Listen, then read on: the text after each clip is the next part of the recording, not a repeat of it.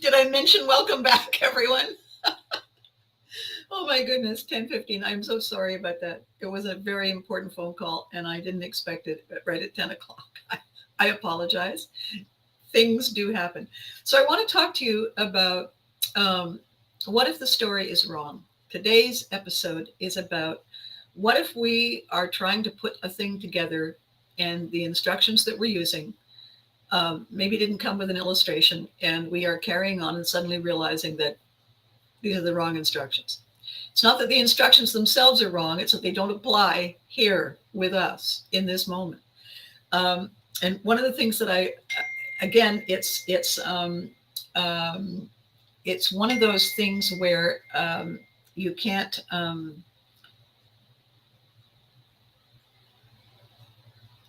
you can't really sorry you can't sort it out until you realize that you've been facing the wrong way.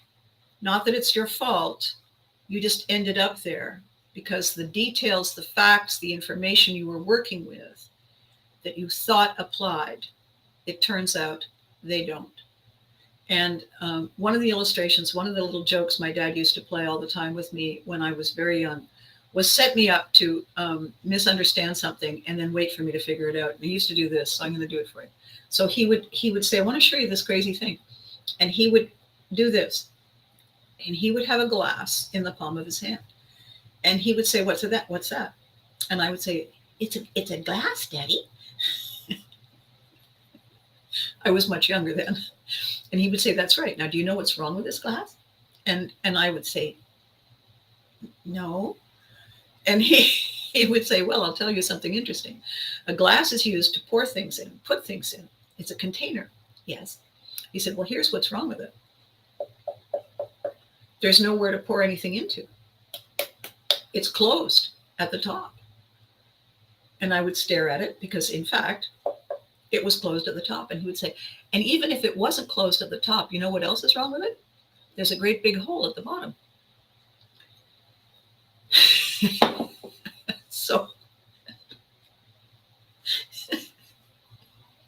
as I say, I was much younger when he started telling me that joke. By the time I was in my early teens, I would say, "Dad, I often say that Vikings invented all this, that, and the other thing, but I'll tell you one thing that's I'm fairly sure. I think my dad invented the dad joke, the shaggy dog joke. And since my dad was Viking, there we go. There we go. Enough said. So I'm going to set the glass aside this way up over here. And I want to talk about something that happened the other day because the thing that happened the other day is quite upsetting uh, for the people involved. And without naming names or going into specifics, because it's not mine to tell, it's not mine to share, and even if it were, it's inappropriate. I'm going to tell you enough to help you understand why I wanted to go over this detail again right now. Because a lot of things, it's September and things are starting over again, and people are reverting to things they haven't done in a year. And, it's a restart for a lot of people in a lot of ways. So here's the backstory. A friend of mine knows someone who has made a decision to connect with another person, to go into partnership with them. The decision was made kind of impulsively. I'm going to say kind of in a downhill rush in order to achieve a happy ending. Now, I am always the one saying, if you're chasing it, you're doing it wrong. That is based on a quote of a friend of mine, one of my brilliant showbiz kids. When I asked him the definition of fame, he said, "I'm not sure about fame itself, but I know if you're chasing it, you're doing it wrong." So if you substitute fame for happiness, if you substitute fame for wealth, if you substitute fame for anything, if you're chasing it, you're doing it wrong. Because when we're chasing something, we're not thinking clearly. We're in a panic. We're on an adrenaline high. And we're not using our logic. We're certainly got a momentum going. There's no question about that. And passion is a wonderful thing. We also have to be clear-headed. So this person, this fellow, decided to go into partnership with someone, even though the signs were there that would be an unstable partnership, that the other person was a bit back and forth, up and down, unpredictable, impulsive, and prone to pointing fingers.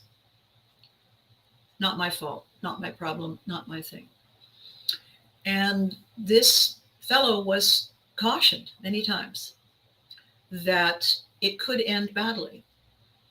And because it had been his decision to chase the end goal, the end game, he decided not to listen. And the outcome that we worried about happened. No sooner had the papers been signed than this potential partner reneged and said, I won't do this, I won't do this, I won't do this, and threw up their hands. Your problem. And the tragedy is that this person, it's not a tragedy in that we've lost lives. It's not a tragedy in that there's been a hurricane or a tornado or a volcano or any of that. The tragedy is that this was a dream. This was a dream that he held on to so tightly, and it shattered like right before his eyes, before he barely had a chance to say it's mine. And it's devastating. And it's devastating to everyone in his immediate circle. The ripple effects of that devastation. Because the first thing that happens when we make a decision and it goes so colossally south is that we take it as our fault, exclusively ours to own. And it's not true. It isn't true. It isn't ours to own exclusively. None of us is an island. We're all in this together. And if he made a decision based on facts that he chose to see or not see, okay, how can we as a tribe get together and help smooth the path, get the pebbles out of the way, so that what happened to me on the way to Comic-Con doesn't happen to him? Trip, fall, ow. Because he's already done trip, fall, and ow. He doesn't need to keep doing it. He doesn't need to blame himself. I'm not blaming the pebble. I'm blaming, and I'm certainly not blaming Comic-Con. I was looking forward instead of down, but I had already looked down and it seemed okay. And I was looking forward. The thing is, the pebble was exactly the same color as the asphalt, and it was exactly in the right place for me to not see it. And so, ta-da! And so it was a wake-up call for me. It was a wake-up call. And it gave me an opportunity to say, what was I doing wrong here? Well, okay, not looking. But what did I do right? Well, I gave thanks to the sudden and surprised cosplayers who helped me up. And I was public about being grateful for all the things that did not go as badly as things can go. I have an ouchy ankle. It swelled up. It turned purple. Nothing I own, nothing I wear goes with any of the colors that my ankle now is. So I'm wearing a sock because, I mean, darling, we have to. And so this is a small analogy. This is a metaphor, because I bruised my ankle and I had to keep it elevated. I landed on the other, just below the other knee. So it's all scraped and it makes it difficult. It doesn't hurt now, but it made it difficult getting up because I couldn't put my weight on that knee in order to favor that foot. And my hands were sore because I landed and I pulled my pectoral muscle. So, I had to be careful what I was doing. And but it's not deadly. It's not dangerous. It's an inconvenience, and it's a delay, and it's causing me to step back and say, how did I fail? How did I fail? What did I do wrong? So that I could pay attention and make a note and remind myself. One of the things that people have often said is, you don't seem to hurt yourself when you fall. No. And I don't have time to tense up, I just drop. And so far, yes, very lucky, very, very grateful. So the metaphor in this situation that we are all concerned about for this fellow is why he made the mistake, why he refused to listen, why, in spite of the fact that the facts were there, the details were there, the clear signs were there, And he's a very smart guy. Why was he unable to put the pieces together? Why did he keep pushing on through? And then, kind of out of nowhere, because that's the way things happen, I was told a story. And the story I was told was the story he was told about the way his people do business. The story he was told about the way his people succeeded where everyone said they would fail. And it's that story that he was basing his decisions on. And I said, is the story true? And after a fairly lengthy silence, the person who had told me the story said, well, no, I thought you knew that. No, it's not true.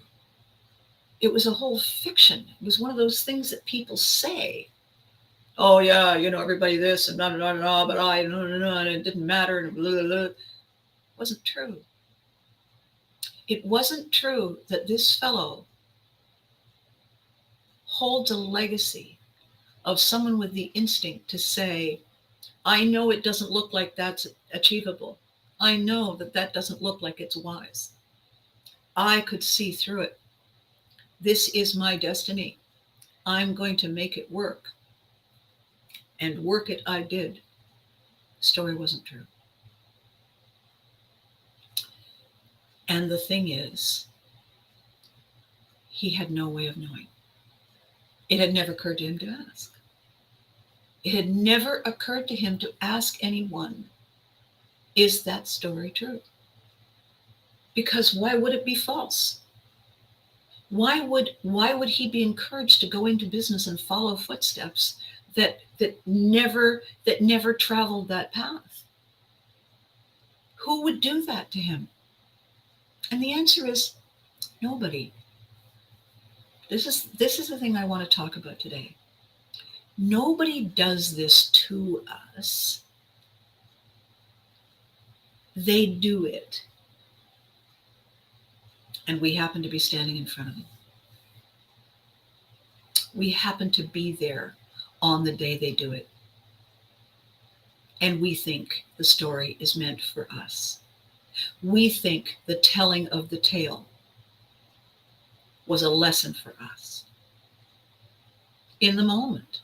And we carry that lesson with us. And they don't tell it to us to send us on the wrong path. They just tell it. Good morning, Charles. Everything is fine.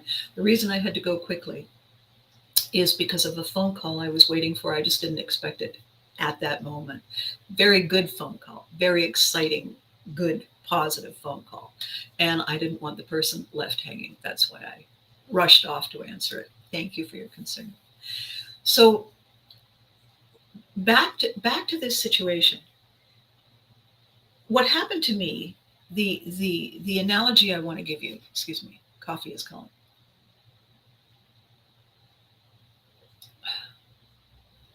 Can you imagine the first person who thought, what happens if I run hot water over this bean after I crush it up?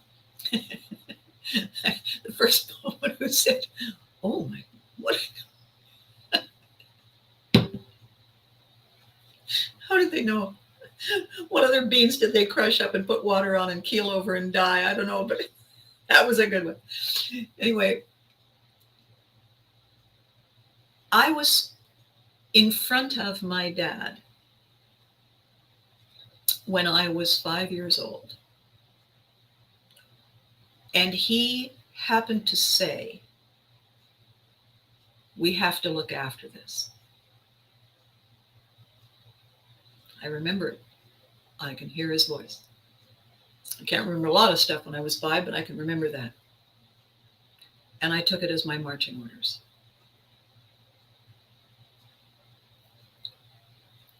And it shaped pretty much everything, along with the circumstances of my upbringing, the circumstances of my dad's career, the circumstances of my parents, the circumstances of so many other things. That marching order, what I took to be a marching order, was like somebody handing me a flag, and I put it at the top of my tent. And it wasn't until I was 20 when he said, the next one. And the next one was, never help people who won't help themselves. But the previous marching order, I thought, was about helping people. And so all those years later, he was rescinding his order, I thought. But with time, and in conversations with people who know what these things mean for a living, my clients who are therapists, asking them that question, why would he say that to a 5-year-old child? And one of the therapists said, well, he probably didn't. And I said, well, he did. I was the 5-year-old. And she said, he probably wasn't talking to you. He was probably just talking to himself out loud. And you happened to be in the room. And I said, what? And she said, that never occurred to you? No. She said, you've never spoken to yourself out loud, alone? And I said, all the time. Sometimes when I'm not alone, it's me talking to me, and people look surprised and move a little further away. And she said, well then. And I said, oh my God. Well, that changes everything, doesn't it? And she said, yeah, yes, it does. It explains a lot. It only changes things. Things don't change themselves. It only changes things if you make the decision to change the things. If you make the decision to rescind that belief that it was an instruction, and you say, no, it was a random thought he happened to say out loud. It wasn't meant for you. Because as soon as it wasn't meant for me, I didn't have to participate. I didn't have to be part of that, put that first. But because I had thought that was an instruction, I did put that first. Not that there's anything wrong in putting things above us and putting things before us. That's important. Just not that particular thing. That was not the right thing. And it taught me to do a lot of that in a lot of the wrong situations. And every time I did it, things would go south. And I could not for the life of me understand why. If I am supposed to do this and I do it and things blow up in my face, what is wrong with that equation? And the thing that's wrong with the equation can only be, I'm not meant to do it. Therefore, the instruction was wrong. What if it wasn't an instruction at all? Oh, well then. So in this instance, in this conversation I had with this wonderful friend of mine, I said, then it's going to be important to tell your friend that the story he was told wasn't fact. It doesn't mean someone deliberately lied. It doesn't mean that you take on the mantle of poor unfortunate me. It simply means incorrect instruction. Good instructions, not for this assembly. Much better for that assembly over there. For this assembly, no. And the reason this is so important is that when we recognize that we have done something in good faith, logically, sequentially, intelligently, and it hasn't worked and it's cost us, there's a very great temptation to blame ourselves, to kick ourselves, to waste even more time and energy and effort on something that's non-productive, that's a non-starter. The instruction is incorrect. It doesn't apply in this situation. It does not matter why it was given. It's irrelevant for this moment, for this correction. We can analyze it later and have a debriefing later, but right in this moment with our pants on fire and the ship sinking, let's deal with this, shall we? Let's deal with the thing we are well equipped to repair, to correct, to redirect. Let's focus on success. Let's focus on our personal excellence, our best self, our best outcome in this moment. Which part of us do we need to lean into and say, okay, I have to be strong about this. I can't let my ego get in the way. It was an assumption. It was a decision based on an assumption, based on information that was incorrect. Fine. How do we fix it? Deal with the who said what and why later. How do we fix it? What can we do expediently in the moment to get it right? And sometimes, because we are so upset, the adrenaline is high. We're devastated. We don't know which broken piece to pick up and start with first, because there's so many. And we don't know how. We pick up this one, okay, but then what do I do with it? What do I do? Because we are anxious, confused, upset, disoriented. And by the way, this doesn't sound anything like the way all of us have felt since COVID. See, this situation, this illustration, this moment is serving an even bigger purpose, because it's allowing we to look at, examine, talk about why things aren't going well. Why we're wondering how much longer we have to lean into something that's clearly broken. So this is a very, very valuable metaphor. And even as I was being told the backstory so that I could hopefully provide some insight, because this is a friend and I care, I said,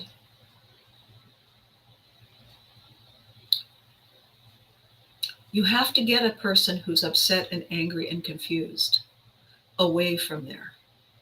You have to give them something that disrupts that. You have to, back in the day when they used to, somebody was hysterical and sobbing, you were supposed to slap them or shake them. Neither one is a good idea.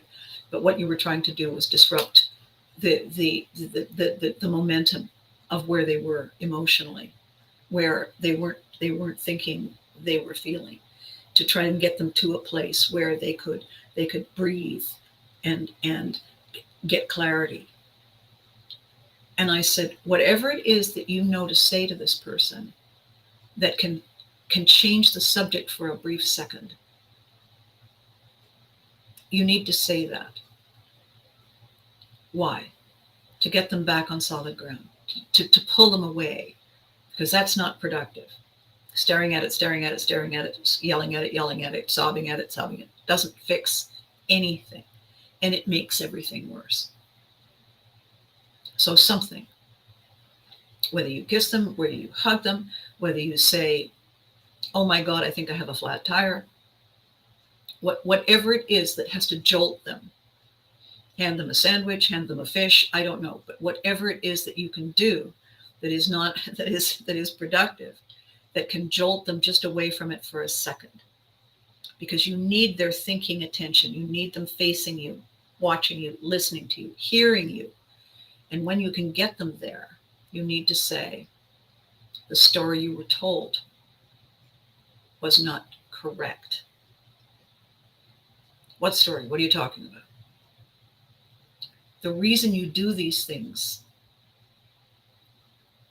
the story you tell yourself, the story in your head, was not correct. What are you saying? You're saying I was lied to? No, I'm saying the story was not correct. How do you know? Because I know the story. What are you talking about? You see, what is happening is we're pulling the person away from staring at the broken thing. Because ultimately we have to get back to it, but we have to get back to it with a clear head. And I said, if you can pull them away and reassure them that it's not their fault, that what has happened is the logical conclusion, the logical extension of steps taken based on incorrect information, then it's simply a matter of retracing steps from the place where the information was wrong. We can trace it back. We know where to trace it back to. And we can begin again. The reason we can begin again is because I'm with you. It's not your fault. You're not alone. We can fix this. And that is really difficult to do. Because, I think I've told this story before. My grandmother, who was from, a fairly hoity-toity family in England, she would often say to me, yes, but who are his people, Abby? Who are they?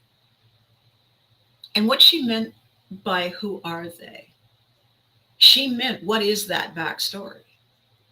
Do you know who they are? Not what their name represents, but what their track record proves.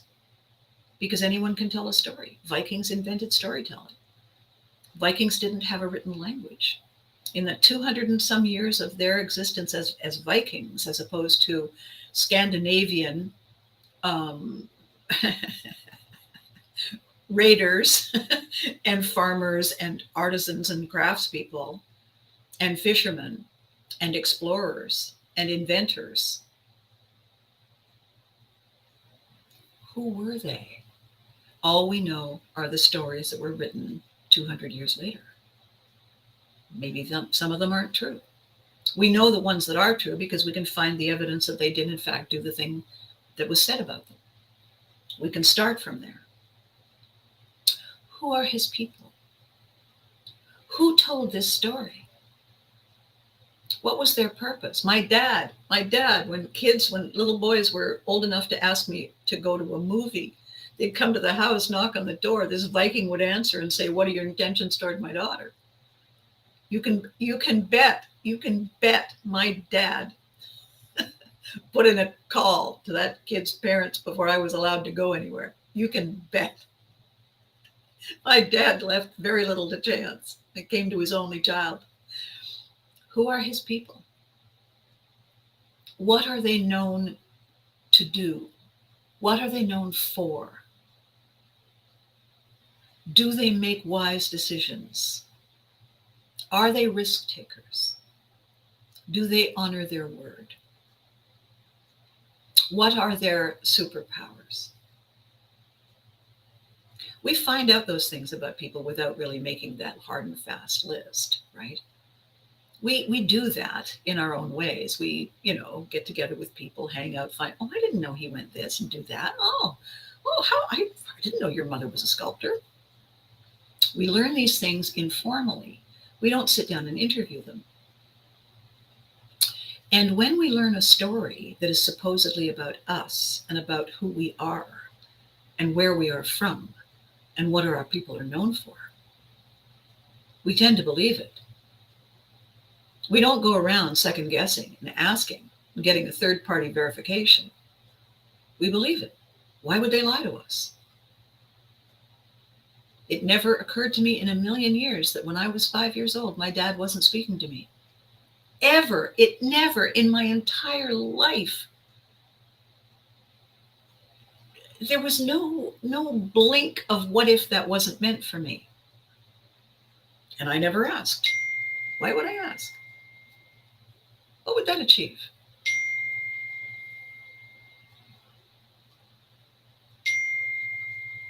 Right? What would that achieve? Nothing. It would achieve nothing at all. And so I'm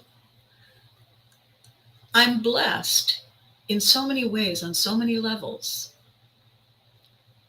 with these moments coming. I'm not blessed that somebody is in a difficult state now and has to recover. I mean, that's not a blessing in any way, but it is an important lesson. And I'm blessed that the lesson was shared with me, because I can then turn around and share it with others as a cautionary tale, as an instruction, as an underpinning for pivotry in motion. That we went in this direction does not mean we can't come the other way. The one does not negate the other. It means we had a good look at it over here, and that's not really where we want to go. Okay. Check, please. And this time, maybe don't do it on your own. This time, maybe ask for help. This time, maybe listen to third-party advice. This time, maybe step cautiously. That's what lessons are for, to make us stronger and wiser. And teach us that it's time to put our feet up. And maybe not wear ridiculous shoes for a day or two. So the reason to share that with you is that we are launching a bunch of fresh starts now. It's September. And we're heading off on glorious adventures. We're tightening our belts, and we're saying, all right, then let's do this. We're doing all of that. Let us be sure as we can be, that the story we are carrying with us as our flag is correct. Because the questions we ask, there are two. The questions we ask as we verify this moment, this situation, this opportunity. The first question is, as my brilliant friend Mandy Morris often says, is it true? Second question, or does it need to be true so that we have permission to stay right here and keep doing the thing we do? Do we have an inkling that the story isn't true? Are we checking into it? Or are we leaning into it because it gives us permission to stay stuck, to keep doing? Very important. These are ego questions. The ego is saying, I know what I'm doing. The rest of the brain is going, oh, here we go.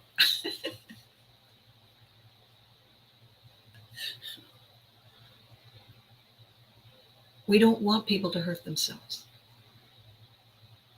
We want people to be happy and full of joy and leaning into abundance and excited about their possibilities. We want that for everyone. We want it for us. It's an uphill struggle if we're working with the wrong set of instructions. If we're trying to assemble a kite and the instructions are for changing a tire on a car, it's going to take a while. It doesn't mean we were lied to. It doesn't mean it's our fault. None of those things are relevant. They're time vampires. They're energy vampires. They're focus vampires. Deal with that later. Walk around going, later. Right now, let's fix the thing. Let's get us back directed toward joy and abundance And we got this. That's the whole point, right? That's the whole point. Right after I had fallen nose over tea kettle, and I walked boldly into Comic Con, I was having this wonderful conversation with Mike Ruth, who is a brilliant, brilliant, brilliant illustrator. And I told him a little bit about Pivot Free in Motion, and he said, I love this. I love this. How long have you been working on this? And I said, I have a feeling it's my whole life, but I just noticed it recently. And he said, isn't it funny how life is like that? He introduced me to his Ladysmith partner, beautiful, beautiful partner. And he said, we love what you're doing. Let us know how we can be involved. So right after, nose over tea kettle, floomph on a sidewalk.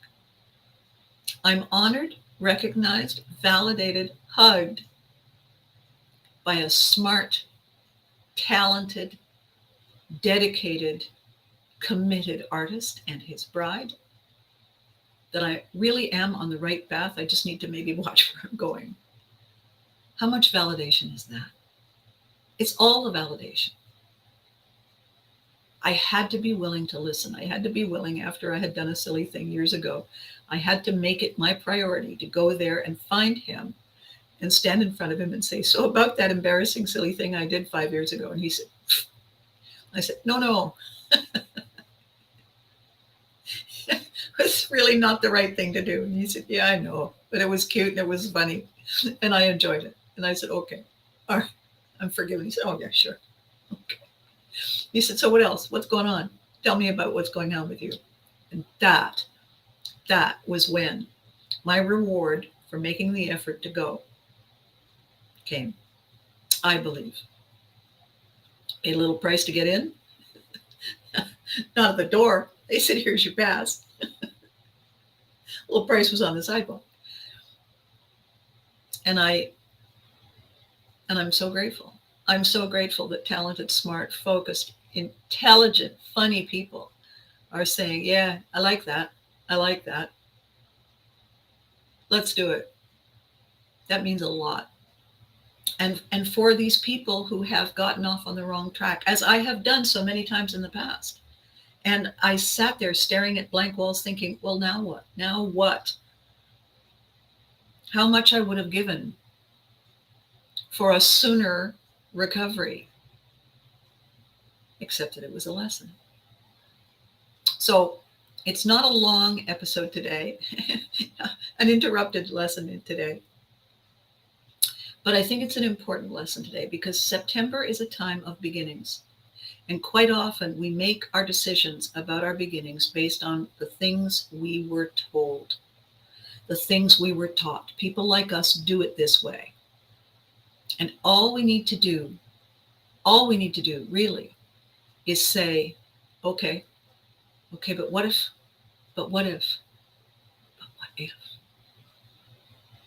And give ourselves permission to listen to that little inner voice.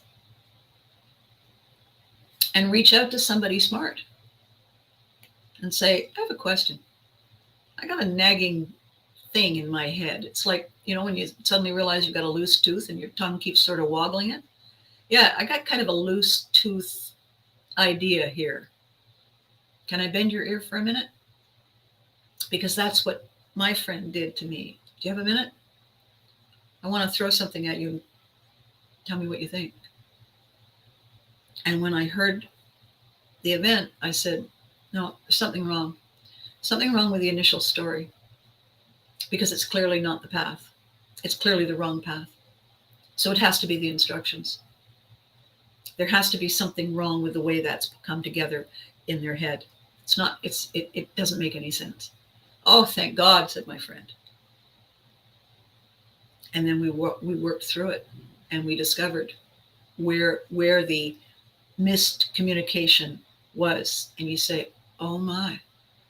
Because if you take one step before that, yeah, there it is, probably, most likely. And it gave my friend something to work with.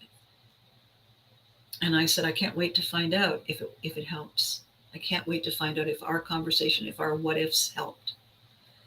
And the reason I'm adding this part to what I'm sharing with you today is that it's okay to ask people, what do you think about this? This weird thing happened. I don't know. I got a funny feeling about it. Because we're all in this together. And if we don't check in with each other,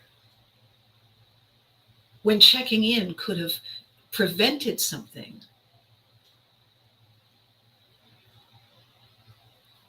how crazy is that? Right? So if in this exciting month of new beginnings, you look at it and you think, I don't know, feels funny. Don't know what it is. Don't know if it's it or me or something. Something feels off. Talk to someone about it. It's worth the time. You're worth the time. We are worth the time. If it rocks your boat, it's going to rock mine. What's up with that? Right? So I'm going to go find out what those further on calls are for. It's all good news. It's all wonderful news. And so there's nothing to be worried about. It's lovely, by the way, that when I posted that I fell over, people were saying, "Oh my God, are you okay?" It's lovely. I don't usually mention that I fell because potatoes. But I'm glad I did. I'm glad I did mention it because it feels wonderful. It's amazing to have people say, "I hope you're okay," thinking about you.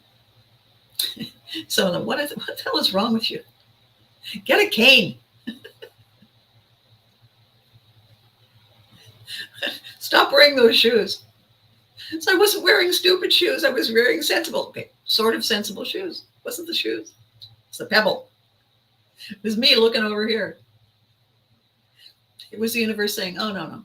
We need to slow her down for a second. She has stuff to pay attention to. This will do it. We won't let her hurt herself." Okay. So Thursday, in 2 days, I'll have more new great stuff to share. In the meantime, take your steps wisely with excitement. I can't wait to hear your news. Share it with me. You know how. It's easy. Comment, message, whatever. And we will carry on moving forward, leaning in the way we always do. So between now and then, the drill is, as always, be good to you.